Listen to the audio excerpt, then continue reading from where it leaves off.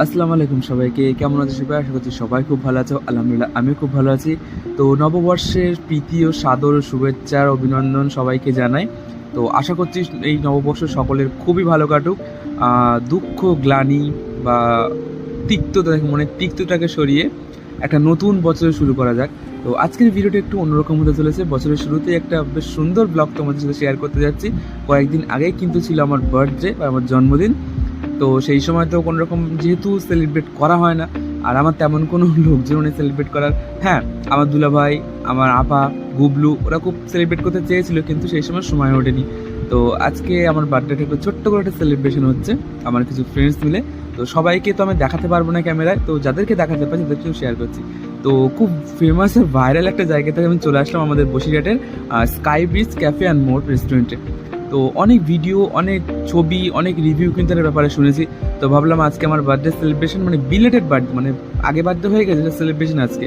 তো কেননা এই জায়গাটা একটু রিভিউ দেওয়া যাক তোমাদের সাথে। সবাই তো অনেকে অনেক রকম কথা বলছে, খাবার নিয়ে কথা বলছে, কেউ অ্যাম্বিয়েন্স নিয়ে কথা বলছে, কেউ ওদের পরিবেশন নিয়ে কথা বলছে, ওদের বিহেভিয়ার নিয়ে কথা বলছে। তো ভাবলাম একটু নিজে গিয়েই দেখা যাক। তো একটু আগেই পৌঁছে গেলাম, আর ভিতরের অ্যাম্বিয়েন্সটা সত্যি কথা বলতে দিনের বেলাতে এত সুন্দর লাগছে।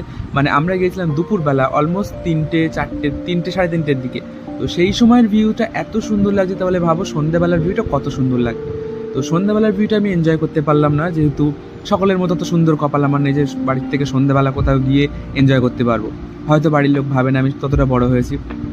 তো আমার জন্য সুন্দর একটা হোয়াইট ফরেস্ট কেক আনা হয়েছিল, কেকের উপরে মাহি লেখা ছিল।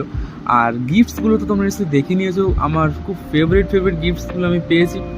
তো আমরা স্ন্যাক্সের উপরে অর্ডার করেছিলাম চিকেন পকোড়া, মানে স্টার্টারের উপরে। আর মেন কোর্সে আমাদের কী কী খাবার ছিল, কী কী খেয়েছিলাম, কী কী ড্রিঙ্কস খেয়েছিলাম, সেগুলো কিন্তু সব কিছু আমাদের শেয়ার করবো। তো একটা ভিডিওর মাধ্যমে তো সব কিছু শেয়ার করা সম্ভব না। আমি যতটা পেরেছি এই ভিডিওটার মধ্যে আমি কী করেছি কি না করেছি, সেদিন কেমনভাবে কাটিয়েছি, সেগুলো কিন্তু তোমাদের শেয়ার করলাম। তো আমাদের খাওয়া দাওয়া কিন্তু পুরোপুরি কমপ্লিট হয়ে গেছে, এবার সব কিছু এখান থেকে গুটিয়ে নিতে হবে। আর দেখতে পাচ্ছ রোস্তাম এখানে কী করে কেকের উপর থেকে মাছগুলো সরাচ্ছে। তারপরে কেকটা পুরো একদম মানে কেকের কাম তামাম করে দিল। ভিডিওতে বেশি বেশি কিছু বলা যাবে না, নাহলে আমার রেস্ট্রিকশন হয়ে যাবে।